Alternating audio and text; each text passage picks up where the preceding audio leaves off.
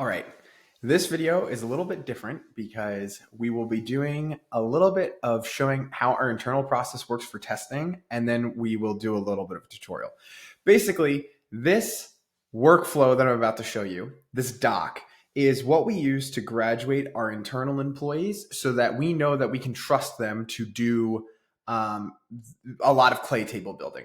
And so we'll call this like the clay graduation, if you will.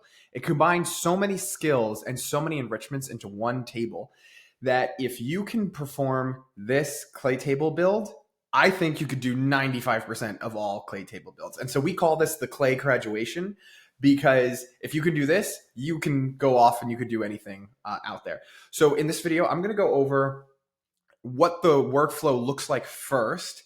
Then if you would like to pause this video and then build it yourself and then come back and see the answers, then go for it. But I'm not going to make a separate video. I want to make sure that if you want to see how this is done, we're going to dig really deep into how this is done as well too.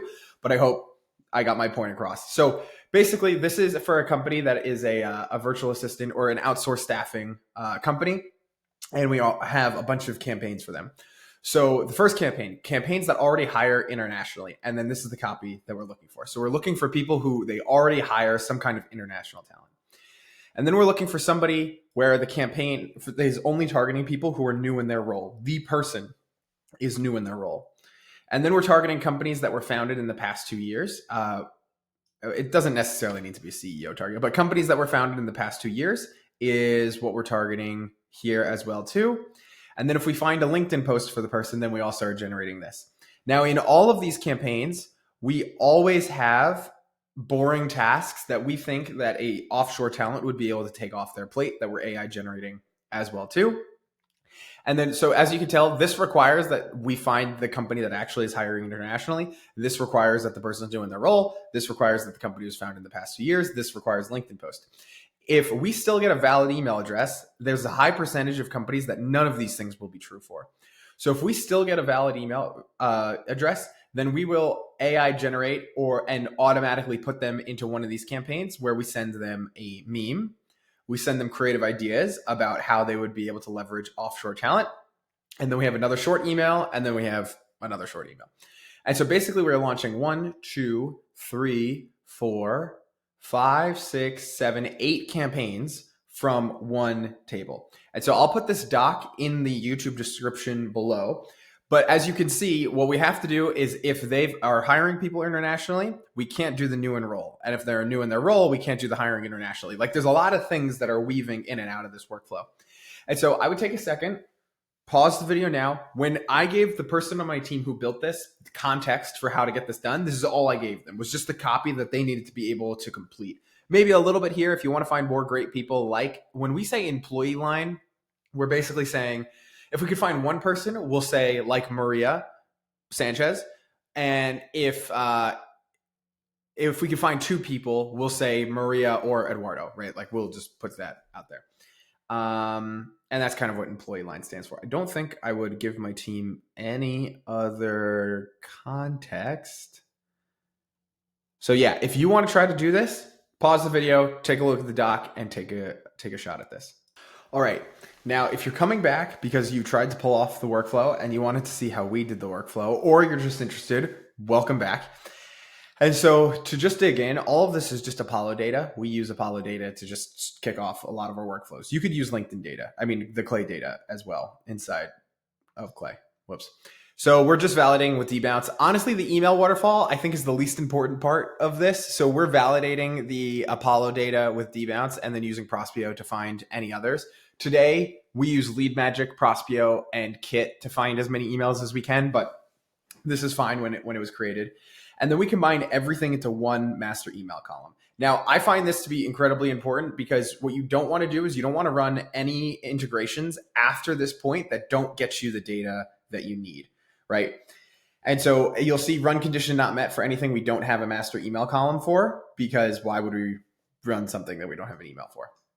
So that's the other thing we want to do. You can get the company founded year from Enrich Company right here inside the LinkedIn data. And so then we have a formula. Oh, whoops. Actually, yeah. So we have a formula for were they founded after 2022. And so we'll find like what that looks like if they are founded in 2022, which looks like we don't have one. Okay, but anyway, basically it would say here, if it was founded in 2022 or after 2022, we would say yes. And there's just nothing here. So anyway, then we're protecting this column because, as you can see in the conditional formula, and this is where things get crazy, is see how we're saying the master email column must not be empty. The AI generation of boring tasks must not be empty. The company description response must not be empty. The first name, the real company name, companies already hire internationally. This needs to be empty. Leads actually added needs to be empty. And then existing lead updated needs to be empty already for companies already hiring internationally. And then new enroll also needs to be empty as well too. So this is kind of at the end. So see how we have new enroll here, where now new enroll is checking the companies that are already hiring people internationally, because we should be running hire internationally first. I guess the way this was built, it just pushed that to the end. So let's just jump to hiring internationally. So if we look at hiring internationally, wherever it is, cool. We look at that conditional formula. See how all it has is just the employee line, first name, company name, master email, because that's all we need, right? We know that they're hiring internationally. So we find somebody, we find two people, and we say Megan and Michael. And if we find one person, we just say one person, right? So now we have the employee line. So if the employee line exists, then we're going to send them this campaign. If the employee line doesn't exist, that's when we're checking if they're new in their role. So then we have new enroll, right? And that's why new enroll only has the conditional formula for the leads actually being added for companies hiring internationally and the existing lead updated for companies hiring internationally as a block, right? And then that's why companies founded in the past 2 years includes blocking new enroll and the hiring internationally, right? So the big thing here is you need to set up your conditional formulas so that if the smart lead column has run, we are not going to allow them to go into the other one, and we're not going to allow the enrichment to run because obviously we don't need it. Now, for all of these, we are going to need this AI generation stuff. So all of this was necessary for everything. But then you'll see if those three aren't true, that's when we're looking for a LinkedIn post from this person. Yep. And when we have the AI generation of boring tasks, I would say that's probably something that we can improve. But oh, that's what we did. So what we did have is if any of those other things ran, that's the only time we would look for a LinkedIn post. The LinkedIn post actually turned out to be the best signal. So that's why we turned this off. So I apologize. But what we would have to do is you would also have to make sure that this integration does not run if any of these other things happen to be true as well too. Because see how like this was added to the campaign, there's no reason we should have ran this LinkedIn post. But we changed that because the LinkedIn post turned out to be the best signal. So we turned it on for everything. So we'd have the highest the highest likelihood. So then we have the LinkedIn post here, and then we have leads actually added. Now this is where we have a stop and we say, okay, now we need to check. And we basically need to say, we need to have a formula where we say, okay, if we have put a lead into any of the campaigns so far, then we are gonna output 0. If this person has a valid email address, actually, I don't even think we did the valid email address because it didn't matter. But if this person has not been added to a campaign in any other campaign, then we're going to output a random number between 1 and 4. And then what happens is we say, okay, only put the lead in here if the number is 4, which is what happened. Only put the lead in here if the number is 3. Only put the lead in here if it's 2. Only put the lead in here if it's 1. Now, do we need to then say, hey, don't add people don't add them to this campaign if they're not in this campaign? No, because the randomization over here is going to handle all of that.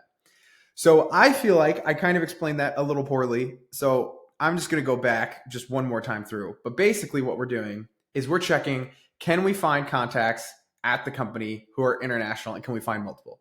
Yes. Okay, they go into this campaign. If no, are they new in their role, and have they not been added to the previous campaign? If no, can we find if the company was founded in the last 2 years and they've not been added to the new enroll campaign and they've not been added to the international hire campaign? And then if no, can we find a LinkedIn post for them? Can we summarize it? And can we add them to this campaign only if they haven't been entered into all of those other campaigns? And then if they haven't been put into any of the campaigns, or if they have been put into any of the campaigns, output a 0. If they haven't been put into any of the campaigns, output a random number between 1 and 4, so we can automatically split them evenly into the 4 campaigns after this. And so I like to call this our Clay graduation workflow, because I didn't even go over the AI stuff of finding the boring tasks and what they do, and all of these other things in here. You could figure that out for yourself. You just have to make it sound good. You can review it yourself. But so I like this as our graduating task, because you really have to have a firm grasp of conditional formulas. You really have to have a firm grasp of the waterfalling different information. You have to have a firm grasp of AI and how all of that works. And and then you're launching multiple campaigns from one table. Like, how could something get more fun than this?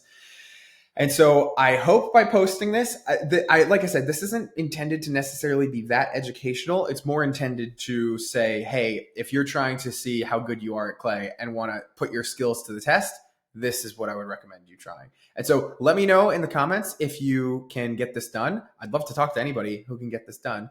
So yeah, thanks everyone. And let me know in the comments if you do this.